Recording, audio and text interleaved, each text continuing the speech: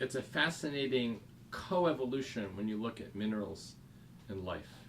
Most theories of the origin of life, and certainly the ones that we're working on in the laboratory here at Carnegie Institution, involve minerals in one way or another. Minerals do amazing things in a prebiotic environment. First, minerals can select and concentrate organic molecules on their surface.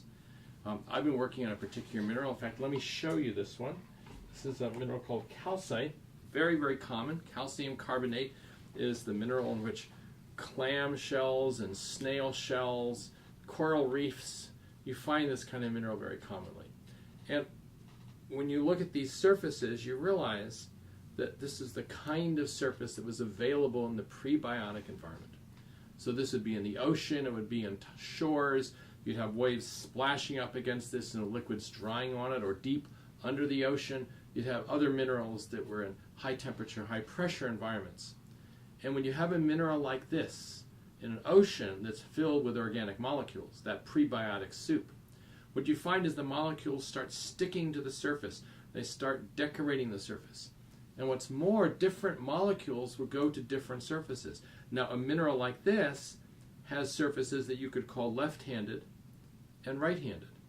And lo and behold, it turns out that some of those handed molecules that are so important to life, amino acids, the building blocks of protein, they come in left-handed and right-handed forms. And we find that the left-handed forms stick more on this face and the right-handed forms stick more on this face. So this is an example of how minerals can select and concentrate elements.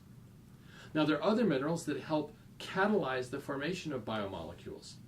You put chemicals in a test tube and subject them to the kinds of early Earth conditions of temperature and pressure, and they may not do much. And then as soon as you put common minerals like iron sulfide or pyrite, that's sometimes called fool's gold because it has such a spectacular golden color, pyrite will cause some of these chemical reactions to go very quickly when in the absence of minerals nothing happens. So there's catalysts. And there are other actions as well. Minerals can protect molecules because when they go on the surface, they're much less likely to decompose than they are just in water. And sometimes molecules can line up along the cracks and fissures of a mineral surface and perhaps polymerize and form the larger structures that you need for the origin of life. So minerals have tremendous potential to help in the origin of life. But then the amazing thing is, by the same token, once you form life, then life provides environments for new minerals.